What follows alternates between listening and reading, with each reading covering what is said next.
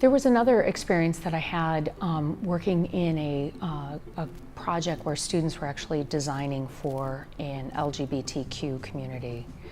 And we were doing a rebrand for this community, like a community kind of space.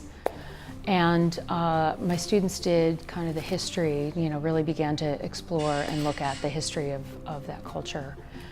And watching the people that were a part of that community, witnessing them, seeing this presentation that the students did, they were just BFA students. I don't think they expected anything, profound, but they were really moved that the students were so complete and so comprehensive in telling their story, that they actually came up to us afterwards and said, I was a part of that story, and I felt like I was made to feel a part of that story.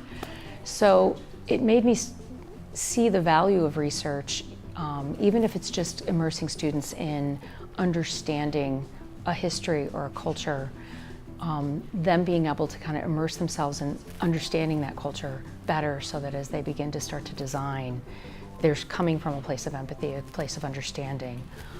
So that was a really important experience for me as an educator. So anytime a student's like, well, why are we doing research? Or why are we investigating this? Or why do I have to know about this?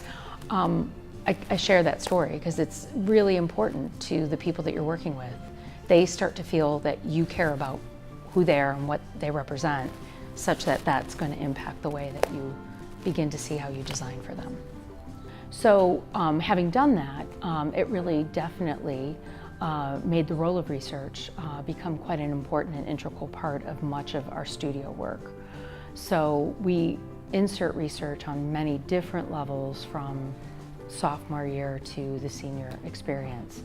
And I use that word loosely because in some cases it is just discovery, understanding content that you're working with, that you wouldn't have that knowledge if you didn't start digging in deep to understand it and understand the implications around it. Well, I think that school at the end of the day is, here in the United States, I think it's about skill building for sure. But I also think it's about transforming their headspace, getting them involved in experiences that hopefully makes them more civically engaged, better human beings, better neighbors, better partners, better friends. I think it's important for design students to interact in projects in this way for those reasons, that it's more than just hard design skills, it's those soft skills that are going to just make them better people, I hope.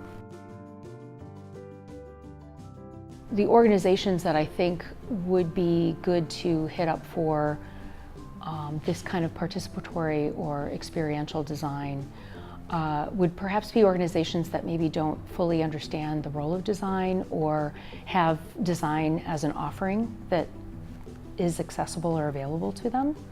So I think the idea of what was presented here in the context of people with dementia, I think represents a kind of audience or a group of people that we're not really thinking about in terms of maybe how design might be able to impact positively their lives.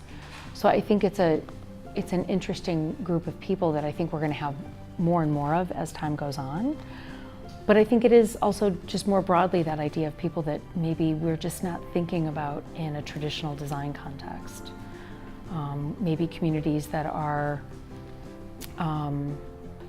living in situations that are unsustainable. I live here in the city of Michigan.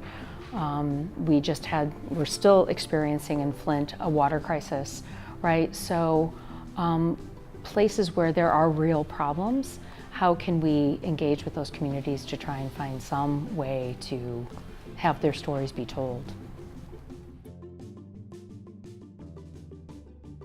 One risk, I think, is making people feel like they're on the outside or they've been marginalized or othered. So it is tricky. I think that is a risk. So I think it all is in the way that you frame it, and the way that you welcome them, and the way that you bring communities into a conversation, and that there's an authenticity to the conversation you're having with them, and that you're really looking to help them and not tell them what they need. I think what I'm going to take away from this workshop is the idea that you can try and create these environments where students can work one-on-one with people directly, and that as complicated as that might seem to be to do, I think it's this workshop has demonstrated to me that it's all very plausible. It's just a matter of whether I have the will or my faculty have the will to kind of put it together. And I think the results suggest to me that it would be really a worthwhile activity. Getting students to kind of engage one-on-one with someone, I think will change the way they think about design, the role of design, and their ability to affect change in a positive way in people's lives.